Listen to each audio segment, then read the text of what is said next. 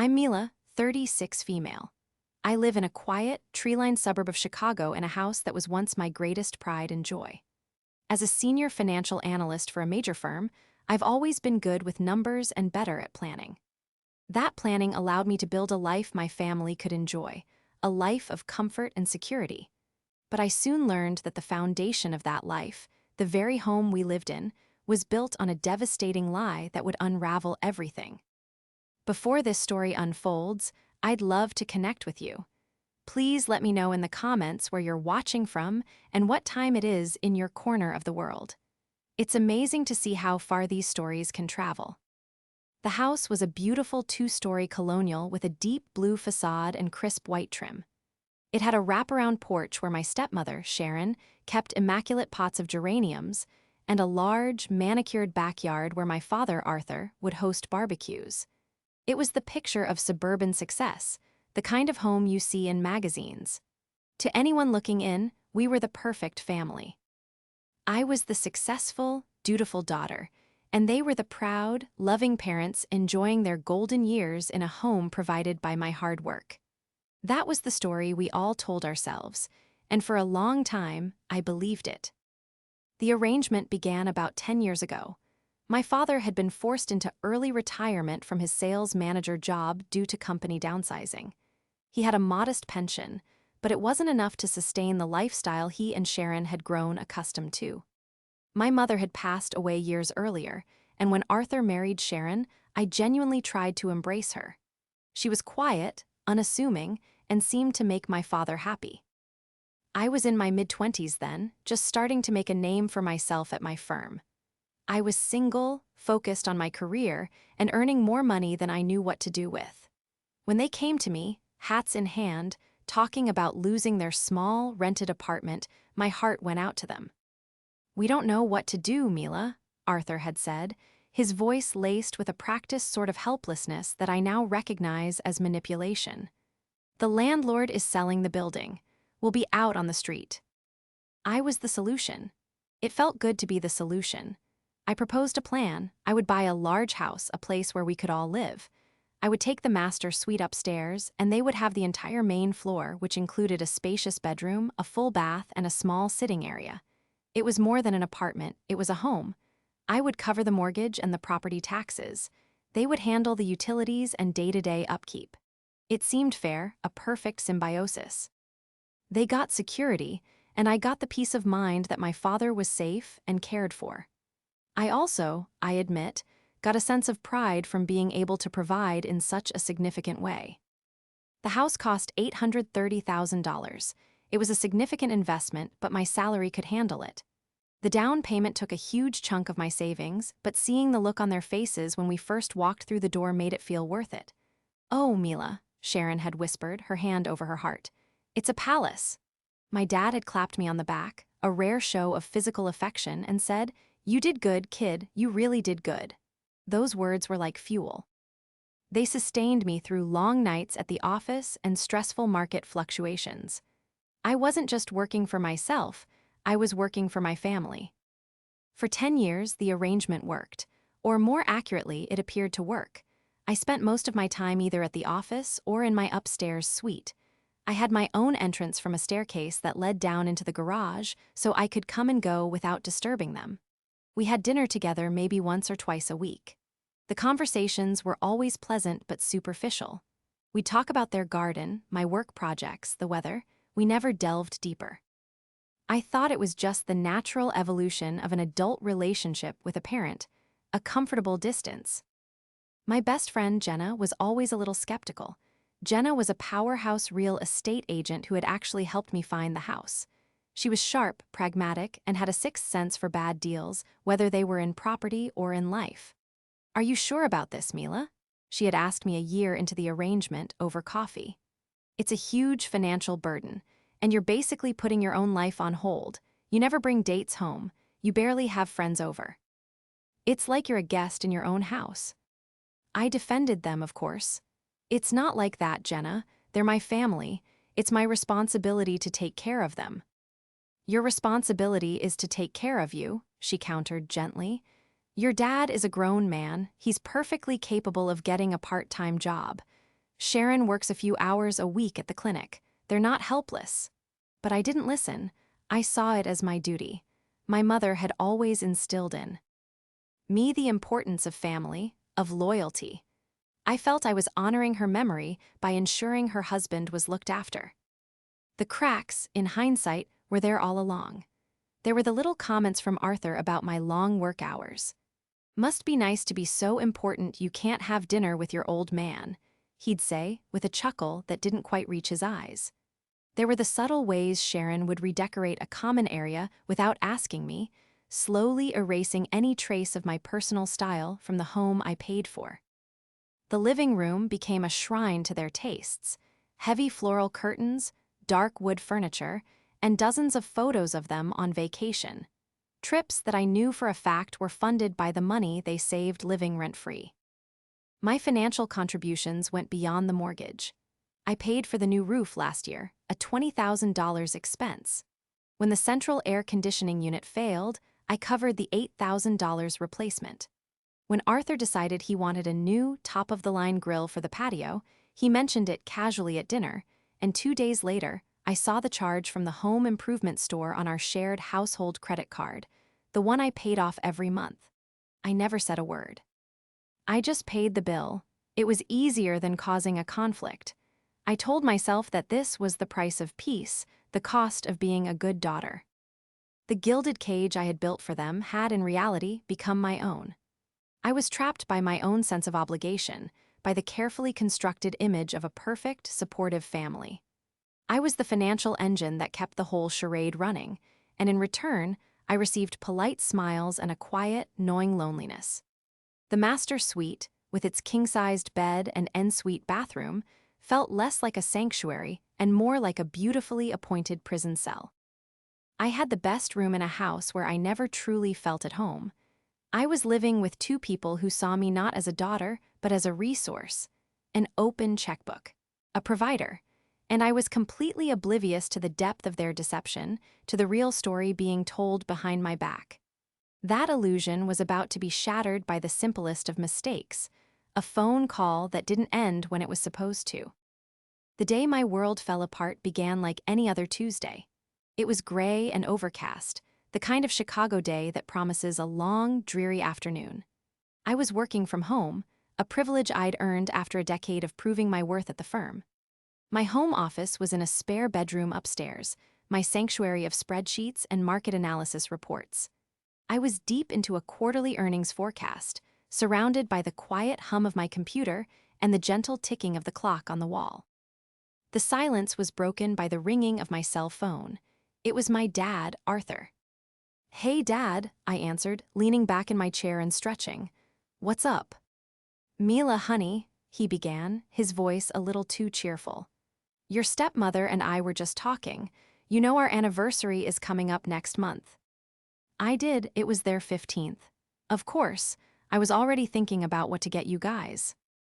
"Well, that's the thing," he said, and I could almost hear the practiced smile in his voice. "Sharon found this wonderful little cruise to the Bahamas. It's all-inclusive, 7 nights. It's a bit pricey, but for a special occasion like this, we were wondering if you could help us out. You know, as our anniversary gift." I paused, a familiar knot tightening in my stomach. The help us out conversation was a common one. It always started with a friendly preamble before landing on the request for money. A cruise. I quickly did the math in my head. An all-inclusive cruise for 2 would be several $1,000s. On top of the mortgage, the insurance, the taxes, and the constant stream of household expenses, it felt like another heavy stone added to a pile I was already struggling to carry. But saying no to my father was something I had never learned to do. It was easier to just agree, to keep the peace. "Sure, Dad," I said, my voice flatter than I intended. "Send me the link to the cruise, and I'll take a look at the booking details." "You're the best, Mila, the absolute best," he gushed. "Sharon will be so thrilled. She's right here. Let me tell her." I could hear him turn away from the phone, muffled words, then Sharon's faint, pleased-sounding voice in the background. "Okay, honey, I'll let you get back to your important work. Love you." "Love you too, Dad," I replied, and I waited for the click of him hanging up. But it didn't come. Instead, I heard the distinct sound of the phone being placed on a hard surface, like a countertop or a table. He hadn't ended the call. A pocket dial, or in this case, a counter dial. I was about to hang up on my end when I heard his voice again, no longer aimed at me, but at Sharon, and stripped of all its artificial warmth. "Okay, she's booking it," he said, his voice low and conspiratorial. "Hook, line, and sinker. Just like always." Sharon laughed, a sound that was sharp and brittle. "Did you lay it on thick about the anniversary?" "Of course," Arthur scoffed. "Played the golden years card. She eats that stuff up. Thinks she's being the dutiful daughter, honoring her sainted mother's memory by taking care of her poor old dad." He let out a short, derisive laugh, as if her mother would have wanted this. My breath caught in my throat. I froze, my hand hovering over my phone, unable to press the red button that would end the call and preserve what little was left of my innocence. I sat there, paralyzed, a silent eavesdropper on the demolition of my own life. "Well, I'm glad it was that easy," Sharon said.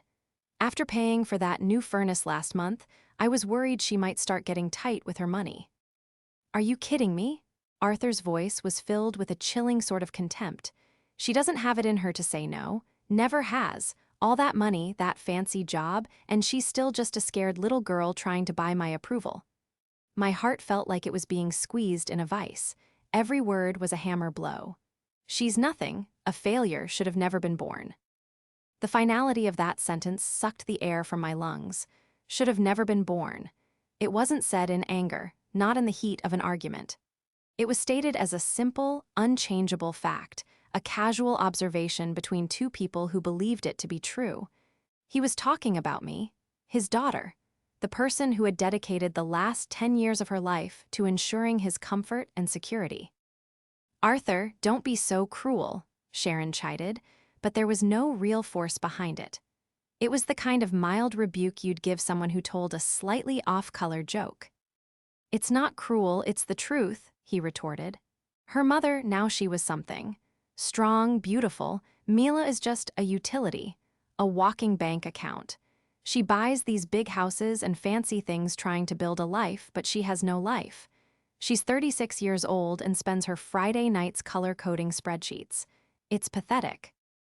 A wave of nausea washed over me. I felt hot and cold at the same time. My perfectly organized office, my source of pride and accomplishment, suddenly felt like a cage of my own making. He saw my success not as a strength, but as a pathetic substitute for a real life. "Well, her pathetic life is paying for our trip to the Bahamas," Sharon said pragmatically. "So let's not look a gift horse in the mouth. Did you remember to ask her about the property tax bill? It came in the mail yesterday." "I'll get to it," he said dismissively. "Give it a few days. Let her feel good about the cruise first. You have to manage the asset properly, Sharon. Can't make too many withdrawals at once or the account gets frozen." Manage the asset. That's what I was. Not a daughter, not family. An asset, an account to be managed. The clinical, financial terminology, coming from my own father, was the final, devastating blow. I was just a number on a balance sheet to him, a resource to be exploited until it ran dry. I don't know how long I sat there, listening to the muffled sounds of them moving around their kitchen, their casual chatter about what to pack for their trip, their complete and utter obliviousness to the fact that their entire world was hanging by the thread of a single, open phone line. My mind was a maelstrom of shock, pain, and a cold, rising fury that was unlike anything I had ever felt before. Finally, with a hand that trembled so violently I could barely control it, I moved my thumb over the screen and ended the call. The silence that followed was deafening. It was the silence of a life that had been a lie. The silence of a heart that had just been irrevocably broken. I didn't scream. I didn't cry. I just sat there in my office, in the house built on my money and their deceit, and I felt a decade of carefully constructed denial crumble into dust around me. The illusion was gone. All that was left was the cold, hard, and unforgiving truth. In the immediate aftermath of the call, the silence in my office was absolute. It felt like the world had gone quiet, as if even the ambient sounds of the house, the hum of the refrigerator downstairs, the rustle of leaves outside my window were holding their breath, waiting for my reaction. But there was no reaction. I didn't throw my phone against the wall. I didn't storm downstairs to confront them. I didn't break down in tears. A strange and terrifying calm settled over me, a numbness so profound it felt like a shield. My body had gone into emotional shock, protecting my mind from a truth too catastrophic to process all at once. I sat motionless in my ergonomic office chair, staring at the dual monitors on my desk. The earnings report I had been so engrossed in just minutes before now looked like a foreign language. The numbers and charts, usually a source of comfort and order in my life, were meaningless squig. Glez, my father's words echoed in the stillness, each one a separate, distinct injury. She's nothing, a failure, should have never been born, a utility, a walking bank account. Manage the asset. The phrases played on a loop, a cruel mantra of my perceived worthlessness. For 10 years, I had defined myself by my ability to provide for them. My success was their success. My security was their security. I had sacrificed my own social life, my own opportunities for relationships, my own financial freedom, all under the guise of being a good daughter. I had worn that title like a badge of honor. Now I saw it for what it was, a leash. Slowly, as if moving through water, I pushed my chair back and walked to the window. I looked down at the backyard. The lawn was perfectly green, the flower beds meticulously weeded. Sharon's geraniums on the porch were in full, vibrant bloom. It all looked so perfect, so peaceful. A perfect lie. That lawn was treated by a service I paid for. Those flowers were bought with money from the household account I funded. The entire idyllic scene was a stage set, and I was the unseen, unthanked producer. The numbness began to recede, replaced by a deep, aching cold. It was the chill of betrayal, a cold that settled deep in my bones. I thought back over the years, and suddenly countless small moments clicked into place with horrifying clarity. The times Arthur had joked about my expensive car, saying, "I guess this is what you buy when you have no one to spend your money on." The way Sharon would accept a compliment on the house with a simple, "Thank you," never once adding, "Mila did all of this." The vacations they took, sending me postcards from places I dreamed of visiting, but never had the time or saved up funds for, because my money was always being diverted to their needs. Every memory was now tainted, recontextualized through the lens of their conversation. They weren't thoughtless slights, they were calculated dismissals of my humanity. They didn't see me, they saw what I could do for them. My entire relationship with my father, the man I had spent my life trying to please, was a transaction, and I was on the losing end of the deal. I felt a sudden, desperate need to get out of the house. The walls, which once represented security and accomplishment, now felt like they were closing in on me. I grabbed my keys and my wallet, slipped on a pair of shoes, and walked silently down the stairs that led to the garage. I didn't want to risk running into them, to have to fake a smile and pretend that my world hadn't just been shattered. I needed air. I needed distance. I drove for hours with no destination in mind, the suburban streets giving way to highways that stretched across the flat Illinois landscape. The gray sky mirrored my mood. I replayed the conversation over and over, dissecting every word, every nuance.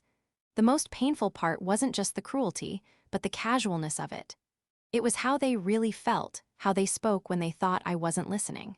This wasn't a momentary lapse in judgment, this was their truth. By the time evening fell, I found myself parked by the shore of Lake Michigan. The water was dark and choppy, crashing against the rocks in a steady, relentless rhythm.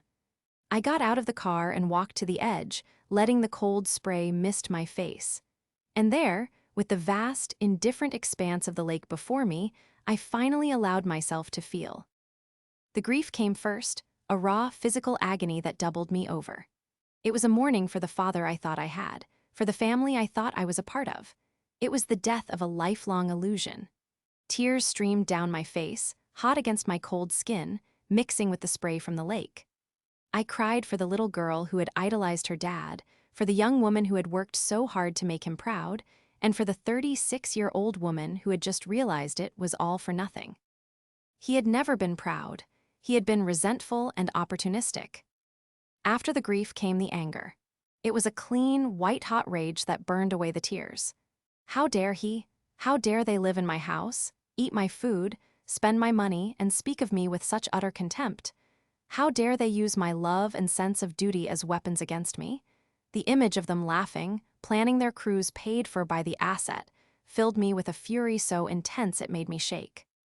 But I knew screaming and confronting them would accomplish nothing. Arthur was a master manipulator. He would twist my words, deny everything, and somehow make it my fault. He would call me hysterical, ungrateful, and tell me I had misunderstood. Sharon would stand behind him, nodding with a placid, sorrowful expression. They would gaslight me until I doubted my own sanity. No, a confrontation was what they would expect. It would give them power. Sitting there by the lake, a new feeling began to emerge, pushing through the grief and the anger. It was clarity. A cold, hard financial analyst's clarity. My father had called me an asset. He had spoken of our relationship in transactional terms. Very well. It was time to liquidate the asset. It was time to close the account. I would not play their game by their rules anymore. I would use my own rules, the rules of numbers, contracts, and consequences. The plan began to form in my mind, not as a messy, emotional act of revenge, but as a calm, logical, and decisive business decision. I had made a bad investment. A 10-year investment of my money, my time, and my heart. And like any bad investment, it was time to cut my losses and divest. I drove back home under the cover of darkness, slipping back into the garage and up to my room without being seen. I felt like a stranger in my own home, an operative behind enemy lines. When I walked back into my office, the spreadsheets on my monitors no longer looked like a foreign language. They looked like power. They were my tools, my weapons. My father had underestimated me. He saw my quiet, hardworking nature as weakness, my generosity as a flaw to be exploited. He was about to find out that the same meticulous, detail-oriented mind that could forecast market trends could also orchestrate the complete and total dismantling of the comfortable world he had taken for granted. The breaking of my world was a deafening sound, but the silence that followed was the sound of a new plan being born. The next morning, I woke up before dawn. The emotional storm of the previous night had passed, leaving behind a landscape of stark, cold clarity. The path forward was clear, and it required the one thing I was best at: meticulous, dispassionate planning. My grief was still there, a heavy weight in my chest, but I compartmentalized it. I packed it away in a mental box labeled "Deal with Later." Right now, emotion was a liability. Action was the priority. My first call was to Jenna. I met her at a small, out-of-the-way coffee shop an hour's drive from my house. I couldn't risk being overheard, and I needed a neutral ground to lay out the situation. When I told her what happened, her reaction was a slow burn of fury. Her friendly face hardened, and her eyes, usually sparkling with humor, turned to chips of ice. That man," she said, her voice low and tight, carefully placing her coffee cup down so as not to slam it. "Mila, I am so sorry. I always had a bad feeling about him, but I never imagined this level of cruelty." "I need to sell the house, Jenna," I said, my voice steady. I had rehearsed it in my head a dozen times on the drive over, and I need to do it fast, and quietly. Jenna, ever the professional, immediately shifted from concerned friend to expert real estate agent. Her mind started working, calculating angles and possibilities. "Okay, fast and quiet. That's a tall order for a property that size, but it's doable. The market is hot right now. We list it as a private sale, by appointment only. We target pre-qualified buyers, maybe even a cash offer if we're lucky. That would speed up closing significantly." "What's the process?" I asked, pulling out a notepad and a pen from my bag. Old habits die hard. "First things first, the house is in your name, and your name only, right?" she asked, her expression serious. "Yes," I confirmed. "I bought it before they even moved in. They are not on the mortgage or the deed. Legally, they are tenants." A look of immense relief washed over her face. "Thank God you were that smart. Okay, that makes this 1,000 times easier. They have no legal claim to the property itself, but we still have to handle their tenancy. In Illinois, since there's no formal lease agreement, they're considered month-to-month tenants. You'll have to give them a 30-day written notice to vacate. 30 days. The thought of spending another month under that roof, faking normalcy while they lived in blissful ignorance, made my skin crawl. But the law was the law. We can serve them the notice after we have a signed purchase agreement, Jenna continued, sketching out a timeline on a napkin. We find a buyer, get the contract signed, and then you give Arthur and Sharon their 30 days. The closing date can be set for, say, 35 days out. That gives them a few days of buffer. It's clean, it's legal, and it's non-negotiable. What if they refuse to leave? I asked, the one variable I couldn't control. Then the new owner would have to legally evict them, she said grimly. It gets messy. That's why our best bet is a buyer who knows the situation and is willing to handle it, or we find a way to ensure they're gone by the closing date.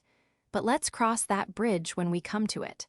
The first step is to get the house on the market. I'll need to come by to take photos, but we can't have them there. We devised a plan. I would tell Arthur and Sharon that as a thank you for being so wonderful, I was treating them to a long weekend at a luxury spa resort in a neighboring state. A pre-anniversary gift, a follow-up to the cruise. The irony was bitter, but it was the perfect cover. It would get them out of the house for 3 full days, giving Jenna enough time to have a professional photographer and stager come in to prepare the listing. My next step was financial. Back in my office, which now felt more like a command center, I logged into my bank accounts. I spent hours poring over a decade of statements, credit card bills, and transfers. With the detached precision of an auditor, I calculated exactly how much I had spent on that house and on their lives. The numbers were staggering. There was the mortgage, of course, hundreds of thousands of dollars in principal and interest. Property taxes, which had increased steadily over the years. Homeowners' insurance. Then there were the capital expenditures, the new roof, the furnace, the air conditioner. The cosmetic upgrades, the kitchen remodel they'd wanted, the new hardwood floors on the main level. And finally, the endless bleed of the household credit card. Groceries, utilities, gasoline for their car, their cell phone bills, dinners out, vacations. When I finished, the total was written at the bottom of a spreadsheet. It was a 7-figure number. An amount that could have been my retirement fund, a down payment on a business, a travel fund to see the world. Instead, it had been funneled into the maintenance of their comfort and the perpetuation of a lie. Seeing it all laid out in black and white was sickening, but it was also liberating. It wasn't an emotional wound anymore, it was a data point. It was the cost of a lesson learned. I started untangling my finances from theirs. I opened a new set of bank accounts at a completely different institution. I began the process of systematically redirecting my direct deposit and automatic payments. I called the credit card company and had their names removed from the shared account, reporting their cards as lost, so new ones wouldn't be sent to the house. Their old cards would be declined the next time they tried to use them. This was the first, quiet shot in a war they didn't even know was being waged. Presenting them with the spa weekend was a masterclass in acting. I went downstairs that evening, a bright, false smile fixed on my face. They were in the living room, watching television. "Hey guys," I said cheerfully. "I was thinking, your anniversary is a big one and the cruise is still a few weeks away. I wanted to do something special for you right now. I booked you a 3-night stay at the Oak Brook Spa Resort. It's all paid for massages, dinners, the works. You leave this Friday." Sharon's eyes widened with delight. "Oh, Mila, you shouldn't have." "It's nothing," I said, the words tasting like ash in my mouth. "You deserve it." Arthur beamed, his face a mask of fatherly pride. "See, Sharon, I told you she was the best daughter in the world." I just smiled. The cold, analytical part of my brain noted the ease with which he lied, the complete lack of any guilt or remorse in his eyes. He was a performer, and he had been playing a role for years. But the show was about to come to a very abrupt end. As I walked back up to my room, I felt a grim sense of satisfaction. My due diligence was complete. The plan was in motion. They were about to learn that, when you treat a financial analyst like an asset, She will eventually perform a cost-benefit analysis. And they had just been classified as a non-performing liability ready for liquidation. The moment their car pulled out of the driveway on Friday morning, Operation Sell the House began. I watched from my upstairs window as Arthur gave a cheerful wave off to a weekend of luxury that I was funding. The instant they were out of sight, I was on the phone with Jenna. "They're gone, the house is yours." Within the hour, my quiet suburban home was transformed into a hive of activity. Jenna arrived first, walking through the main floor with a critical eye. "Okay, a bit dated, but the bones are good," she muttered, making notes on a tablet. "We need to depersonalize. All these family photos have to go." A stager and her assistant arrived next, armed with boxes and bubble wrap. With ruthless efficiency, they began packing away decades of Arthur and Sharon's accumulated clutter. The heavy floral curtains were taken down, replaced with simple, elegant neutral panels that let in more light. The dark, bulky furniture was rearranged to create a sense of space. The countless knickknacks and framed photos of them on their various, and I now knew, my funded, vacations were boxed up and moved to the garage. In a matter of hours, the entire main floor was transformed from a cozy, lived-in space into an elegant, anonymous showroom. It was jarring to see how quickly their presence could be erased. The photographer came that afternoon, his lights and lenses making the house look like something from an architectural magazine. Jenna directed him, pointing out the best angles, the way the afternoon sun hit the newly polished hardwood floors, the appeal of the spacious, open-plan kitchen. Watching them work, I felt a strange detachment. This wasn't my home anymore. It was a product, a property, an asset to be liquidated, just as my father had labeled me. By Saturday evening, Jenna had the listing ready. She had already reached out to her network, and the response was immediate. The Chicago housing market was fiercely competitive, and a house of this size and quality in our desirable neighborhood was a prize. "I've got 3 private showings scheduled for tomorrow," she told me over the phone, her voice buzzing with excitement. "All pre-qualified, all looking to move fast. One of them is an investment group that buys properties for corporate relocations. They often make cash offers." Cash, the word sent a thrill through me. A cash offer would mean no mortgage approvals, no lengthy underwriting process. It would be fast, brutally fast. The showings happened on Sunday while I was out of the house, holed up in a library, methodically closing out the last of my financial ties to my father and stepmother. I changed my legal address to a new P.O. box. I shredded old documents. I systematically erased myself from the life I had built here. That evening, Jenna called me. "We have an offer, Mila. It's from the investment group. It's all cash, and it's $20,000 over asking price." I sank into a chair. "What's the catch?" "No catch," she said, and I could hear her smiling. "They want a quick close. They're willing to close in 15 days. They need the property for a new executive moving to the city next month." 15 days, that was faster than I could have ever imagined. It was perfect. And the tenancy situation. "I was upfront with them," Jenna explained.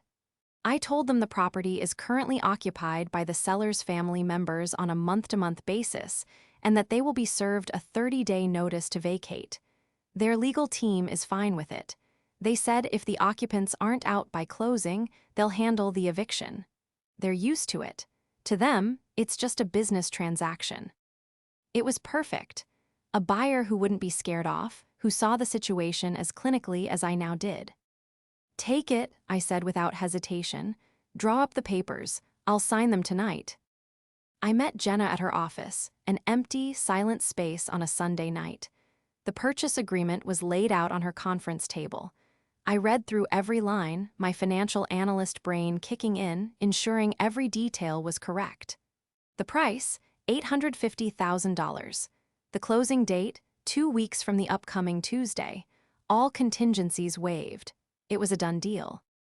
I picked up the pen. My hand was steady. As the ink flowed onto the paper, signing my name, I felt a profound sense of release. I wasn't just selling a house.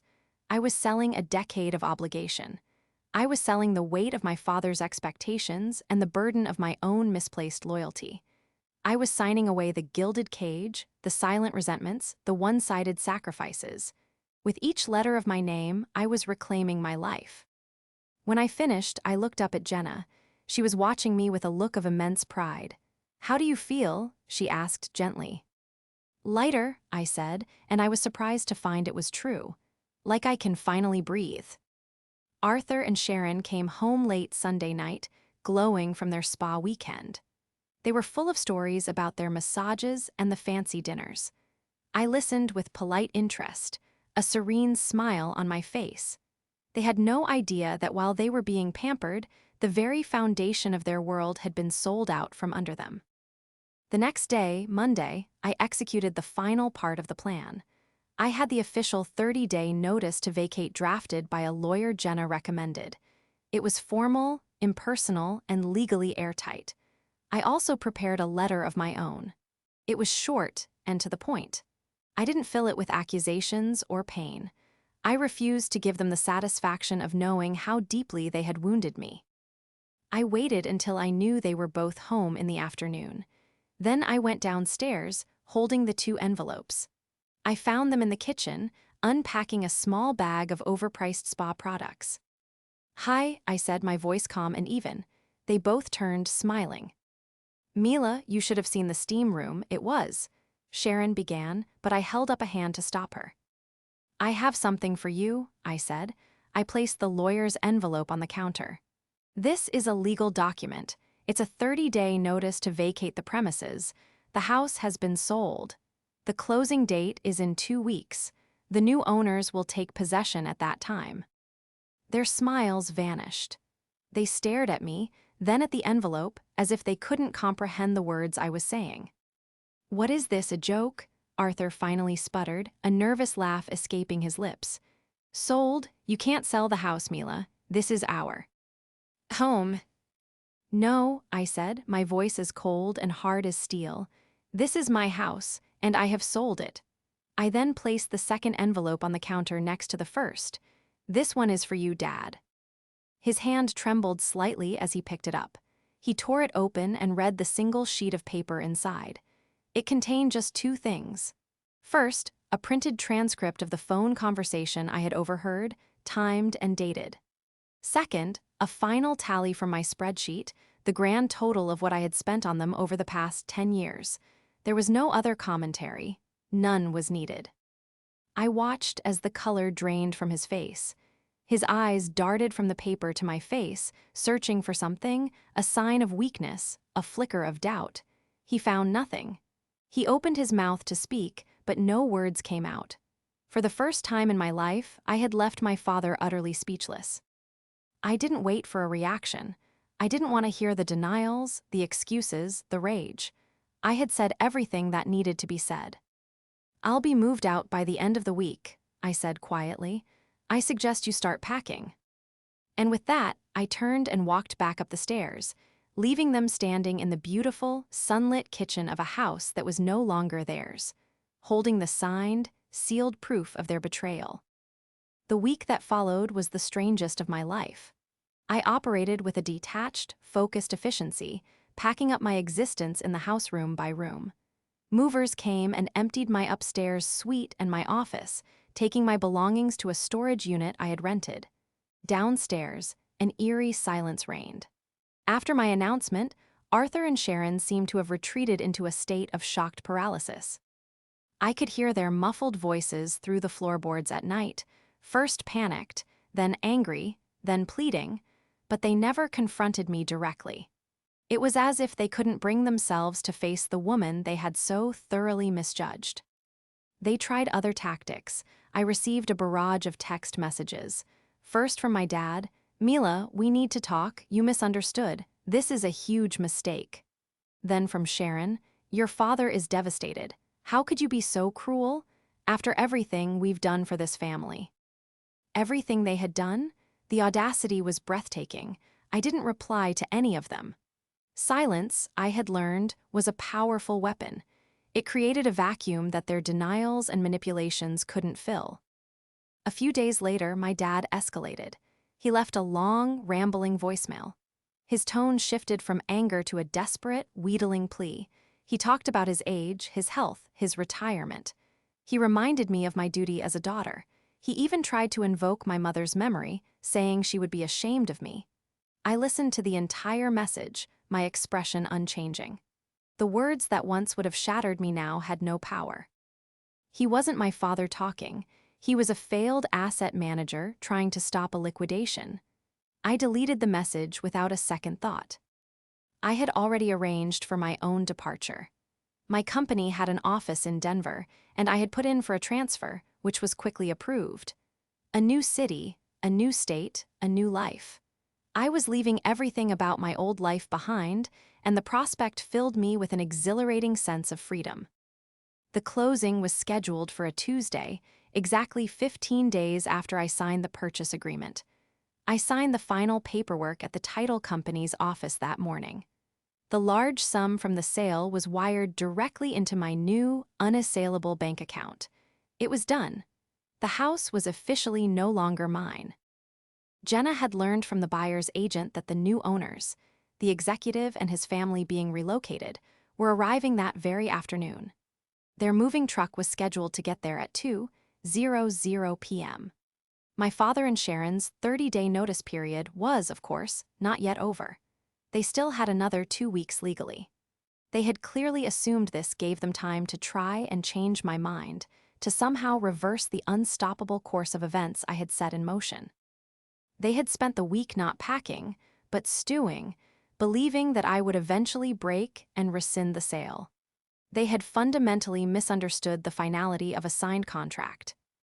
I didn't need to be there to see what happened next, but I wanted to. I needed that one final moment of closure.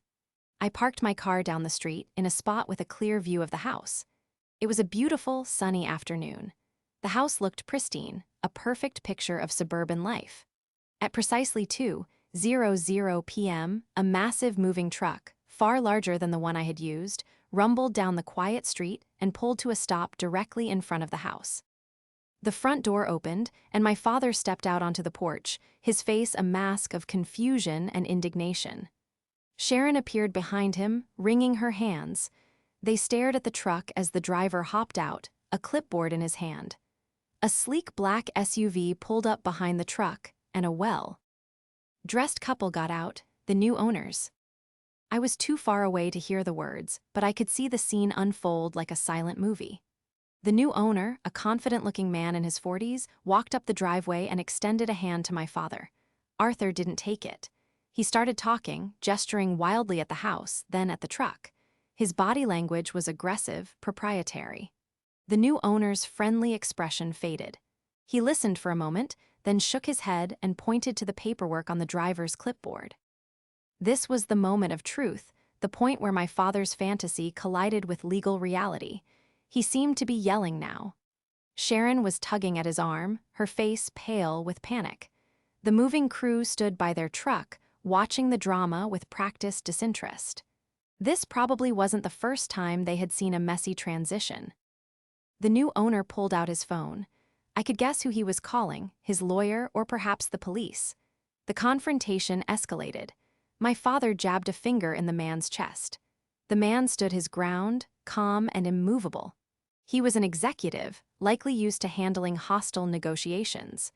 My father, the retired sales manager, had finally met a situation he couldn't control with bluster and charm. Then the final, beautiful karmic moment. A local police car quietly pulled up to the curb. An officer got out, looking bored but official. He spoke to the new owners, who showed him a document, likely the deed to the house. The officer then approached my father. I watched as the officer spoke to him calmly, authoritatively. I saw my father's shoulders slump. The fight went out of him completely. The bluster, the rage, the entitlement, it all evaporated in the face of true, impartial authority. He and Sharon retreated back into the house. The movers, getting a nod from the new owner, finally opened the back of their truck and began unloading boxes. The new family was moving in. My father and Sharon were now in the humiliating position of being tenants in a house owned by strangers, with all of their possessions still inside, while the rightful owners moved their own things in around them. They had 2 weeks to pack up their lives under the watchful eyes of the people who had replaced them. They had lost their home, their dignity, and their power, all in one afternoon. I didn't feel a surge of triumphant joy. I felt a quiet, profound sense of peace. Justice, I realized, wasn't always loud and dramatic. Sometimes it was as quiet as a signature on a page. Sometimes it was the arrival of a moving truck on a sunny Tuesday afternoon. I put my car in gear and drove away. I didn't look back. There was nothing left for me there. 6 months have passed since that day. I'm writing this from the balcony of my new apartment in Denver. It's not a big, grand house. It's a modern 2-bedroom place with a stunning view of the Rocky Mountains. The air here feels cleaner, lighter. Everything feels lighter. Moving was the best decision I ever made. The transfer to my company's Denver office was seamless. I immersed myself in my work, but this time, it felt different. I wasn't working to support anyone else's lifestyle or to earn anyone's approval. I was working for me. I set boundaries. I leave the office at 5 o'clock. I don't check my emails on weekends. My Friday nights are no longer spent with spreadsheets. They're spent hiking in the nearby foothills, exploring new restaurants with colleagues who are quickly becoming friends, or sometimes just sitting on this balcony, reading a book and enjoying the silence. The money from the sale of the house sits in a high-yield investment account, managed by me, for me. It's my safety net, my future, my freedom. For the first time in my adult life, I am the sole beneficiary of my hard work, and the feeling is indescribably empowering. I heard about the aftermath in Chicago through a series of increasingly desperate channels. Jenna told me that Arthur and Sharon finally moved out a week after the new owners arrived. They couldn't stand the humiliation of living amongst the strangers who had taken over their home. They had to scramble to find a small, 2-bedroom apartment in a less desirable suburb, the kind of place they could afford on their own limited income. It was, from what Jenna heard, a significant downgrade. A few distant relatives, whom I hadn't spoken to in years, reached out after being contacted by my father. They tried to guilt-trip me. How could you do that to your own father? To throw him out on the street? One aunt wrote in a long, sanctimonious email. I replied to her with a single, polite sentence. Thank you for your concern, but my financial relationship with my father is a private matter that has now concluded. I never heard from her again. The final communication came from my father himself about 2 months after I left. It was a letter sent to my old firm and forwarded to me. His handwriting shaky. The letter was a pathetic, rambling mix of self-pity, blame, and a last-ditch attempt at emotional manipulation. He wrote about how hard his life was now, how Sharon cried all the time, how they were struggling to make ends meet. He accused me of being cold, heartless, and ungrateful. He said I had destroyed his life over a simple, misunderstood conversation. Tucked into the end of the letter was the real reason for his writing. He asked for money. He suggested a monthly stipend, a small allowance to help your old man get by. He framed it as a way for me to make things right. I read the letter once, then twice. The Mila of 6 months ago would have been torn apart by it. She would have felt a pang of guilt, a flicker of that old, ingrained sense of duty. But the woman reading it on a sunny afternoon in Denver felt nothing but a quiet, sad finality. He still didn't get it. He still saw me as an asset, an account he thought he could reopen with a password made of guilt. I took the letter and my own stationery. I wrote back to him. My reply was even shorter than the note I'd left on the counter. Dear Arthur, I wrote, deliberately using his first name. Any and all financial support has been permanently terminated. I wish you the best in managing your own resources from now on. Do not contact me again. I signed it, Mila. Not your daughter, not love, Mila. Just my name, a statement of my own independent existence. I sent the letter and I have not heard from him since.